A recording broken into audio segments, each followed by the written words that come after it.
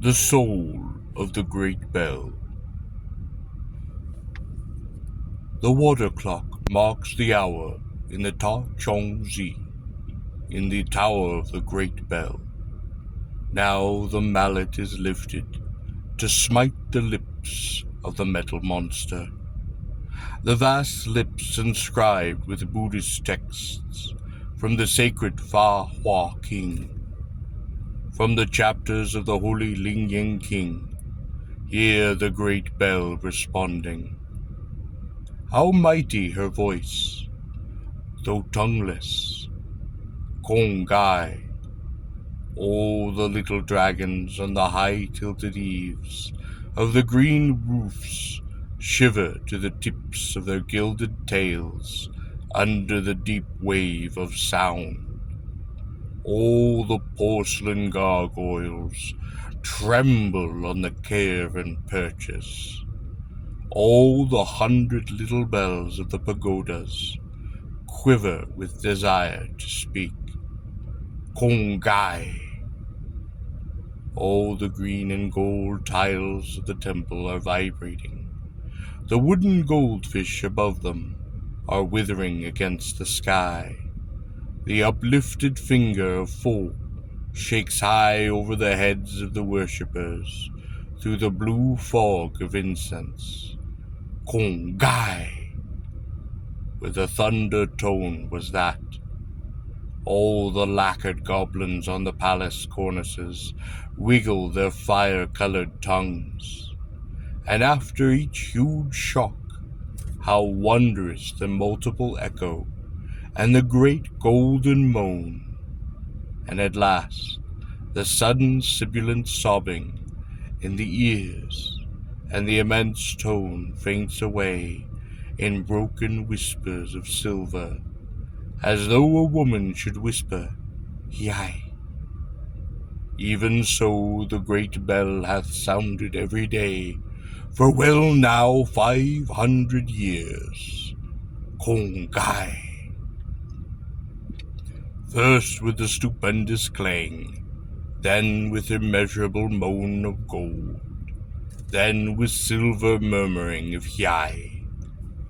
There is not a child in all the many-colored ways of old China City who does not know the story of the great bell, who cannot tell you why the great bell says Kongai and Yai. This is the story of the great bell in the Ta Chong Sea, as the same is related in the Pi Hyo To Cho, written by the learned Yo Pao Chen of the city of Kwang Cho Fu. Nearly 500 years ago, the celestially august Son of Heaven, Yong Lo of the illustrious or Ming dynasty, commanded the worthy official Quan Yu that he should have a bell made of such size that the sound thereof might be heard for 100 li. And he further ordained the voice of the bell should be strengthened with brass, deepened with gold, and sweetened with silver, and that the face and the great lips of it should be graven with blessing sayings from the sacred books, and that it should be suspended in the center of the imperial capital, to sound through all the many-colored ways of the city of Peking.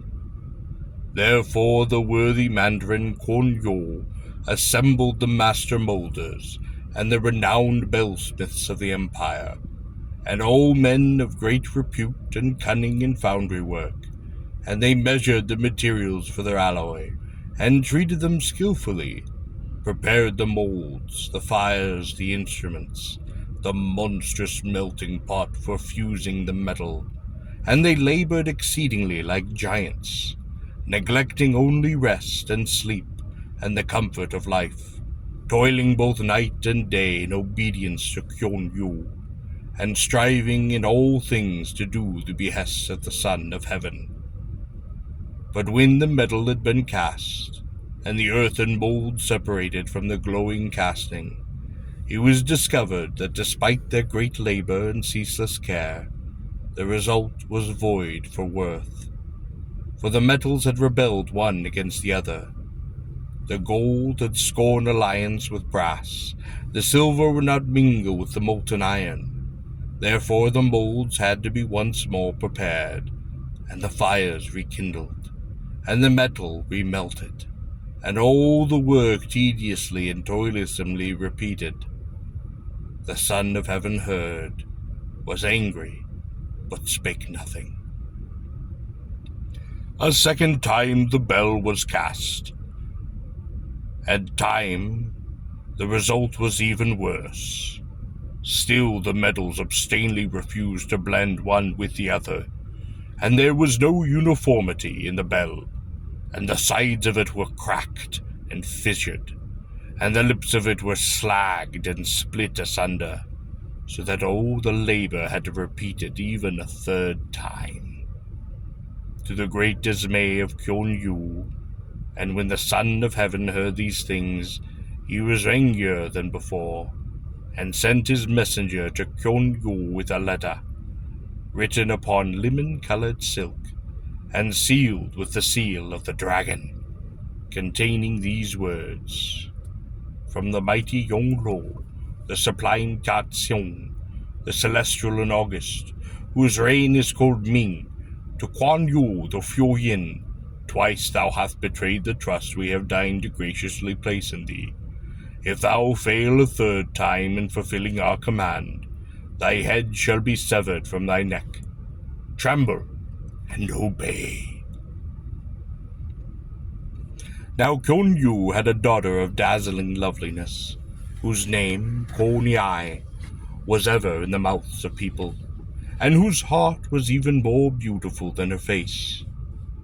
Konyai loved her father with such love that she had refused 100 worthy suitors rather than make his home desolate by her absence. When she had seen the awful yellow missive, sealed with the dragon's seal, she fainted away with fear for her father's sake. And when her senses and her strength returned to her, she could not rest or sleep for thinking of her parents' danger, until she had secretly sold some of her jewels, and with the money so obtained had hastened to an astrologer, and paid him great price to advise her by what means her father might be saved from the peril impending over him. So the astrologer made observations of the heavens, and marked the aspect of the silver stream which we call the Milky Way.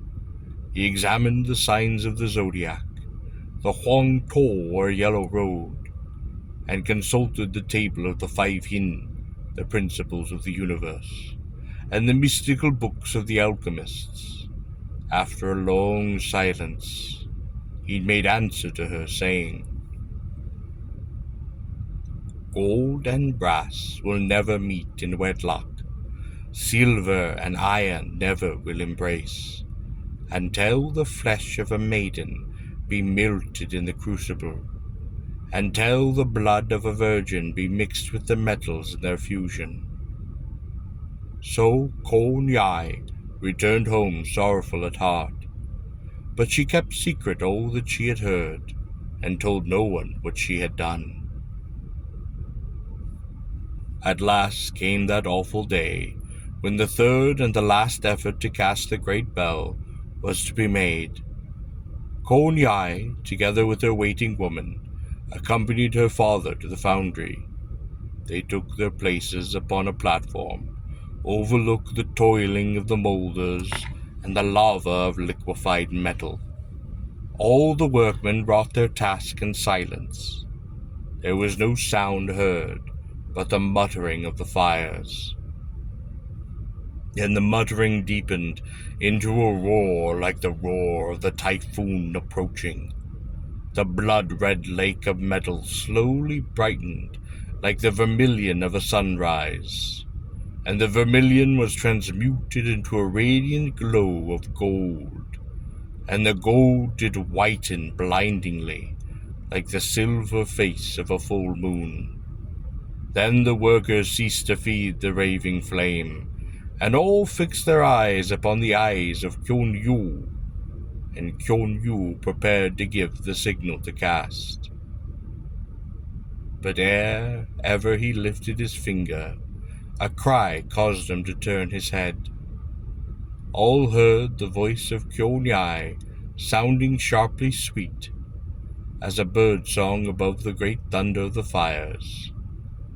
For thy sake, O my father. And even as she cried, she leapt into the white flood of metal, and the lava of the furnace roared to receive her, and spattered its monstrous flakes of flame to the roof, burst over the verge of the earthen crater, cast up a whirling fountain of many-colored fires, and subsided quakingly, with lightnings and with thunders and with mutterings. Then the father of Kyon Yai, wild with his grief, would have leapt in after her, but that strong men held him back, and kept a firm grasp upon him until he had fainted away, and they could bear him like one dead to his home. The serving woman of Kyon Yai, dizzy and speechless for pain, stood before the furnace, still holding in her hands a shoe, a tiny, dainty shoe, with embroidery of pearls and flowers, the shoe of her beautiful mistress that was, for she had sought to grasp Kyon Yu by the foot as she leaped, but had only been able to clutch the shoe. The pretty shoe came off in her hand. She continued to stare at it like one gone mad. In spite of all these things, the command of the celestial August had to be obeyed, the work of the molders to be finished, hopeless as the result might be. Yet the glow of the metal seemed purer and whiter than before. There was no sign of the beautiful body that had been entombed therein, so the ponderous casting was made. And lo, when the metal had become cool, it was found that the bell was beautiful to look upon, and most perfect in form, wonderful in color above all other bells. Nor was there any trace found of the body of Kyon Yai, for it had been totally absorbed by the precious alloy, and blended with the well-blended brass and gold, with the intermingling of the silver and the iron. When they sounded the bell, its tones were found to be deeper and mellower, and mightier than the tones of any other bell, reaching even beyond the distance of 100 li, like a pealing of summer thunder, yet also like some fast voice uttering a name, a woman's name, the name of Kyon Yai. And still between each mighty stroke there was a long, low moaning heard, and ever the moaning ends with a sound of sobbing and of complaining, as though a weeping woman should murmur, "Yai." And still when the people hear that great golden moan, they keep silence. But when the sharp, sweet shuddering comes in the air, and the sobbing of Yai, then indeed all the Chinese mothers and all the many-colored ways of Peking whisper to the little ones, "Listen, that is Kyon Yai crying for her shoe, Kyon Yai calling for her shoe."